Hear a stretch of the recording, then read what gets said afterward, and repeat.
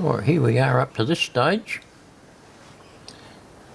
This is the little sawdust bin, and I think in all reality it's going to take just as long to build, because it's virtually piece by piece. It's going to take virtually as long to build as the main body of the building, because it's got a lot more bits to go on yet. I stopped at that point to start touching up the painting and colours and starting to get a bit of texture into it before I put the rest of the pieces of wood on. So there's still quite a bit of way to go yet. But anyway, that's where we're up to, and we'll carry on.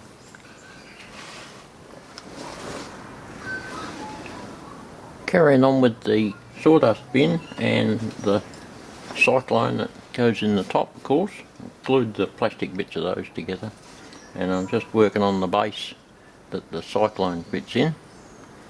It's more or less a piece of cardboard with a round hole in it. We'll put a frame on it, which I've done, and some edge boarding, and we'll put some boards on the top of here, and that sits in there like that, and goes on our little frames which we're in the middle of constructing, and all that sits on top of on that bin. It goes on top of the building.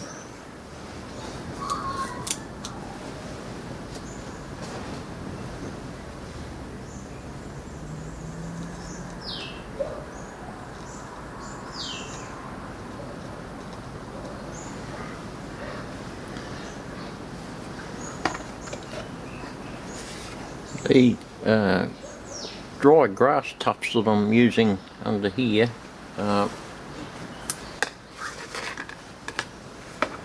from SMS Scenics, available in, they make a range of paints as well, and they're available in hobby shops pretty well everywhere. Right, I've got a row of old dried up grass tufts there under the loading dock, which is probably pretty typical. Somebody's just been along a couple of weeks ago with the spray and killed all that. There's still some green ones over here this side of the, he hasn't got to them yet. Here's the little cyclone stand. Hope you can hear me above the rain. That's the little stand that goes on top of the sawdust bin. I've had to put that together piece by piece. That goes on there, and all sits up there nicely. And the cyclone sits in there, thereabouts. That's basically how it goes. Well, I've got to paint this little base for the cyclone up yet. Get a bit of paint on that, and then we'll start sticking it all together. We've got to weather that a bit too, but we'll get to that. The stand for the cyclone, I've got that painted up, ready to go on. It fits on the top there like that, and the cyclone I've got about ready to go on. There's some rusty effects on it. I did this by just using a bit of Tamiya paint, a bit of copper splashed on it, and some Hull red, and then got the brush with thinners on it, and just rubbed it down and let it soak so that it came up with a bit of a running effect, and it seems to have worked reasonably well. So that's ready to fit in there. So we'll get all that attached together, and then we can put it on the roof and get the piping put in. I've glued a little piece of brass onto the bottom of the cyclone,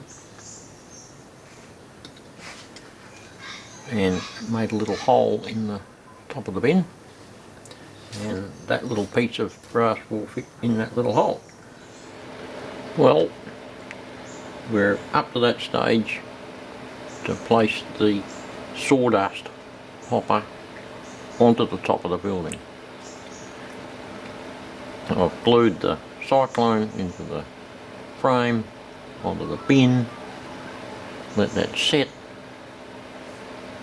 and now it's time to stick it down where it's supposed to go, which will be somewhere about there. It's one end stuck in. There's a lot of gluing and waiting with this job, because you can't just stick everything together at once. You've got to wait till that dries before you can do the next bit. So we'll put that down and let it dry and go away and do something else for a while.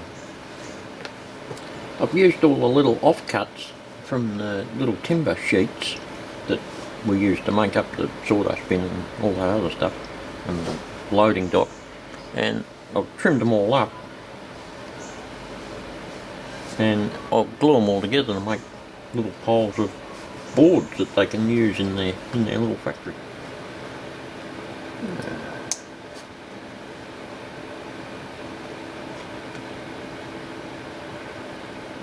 I'll have to think about this. I'll be back in a minute.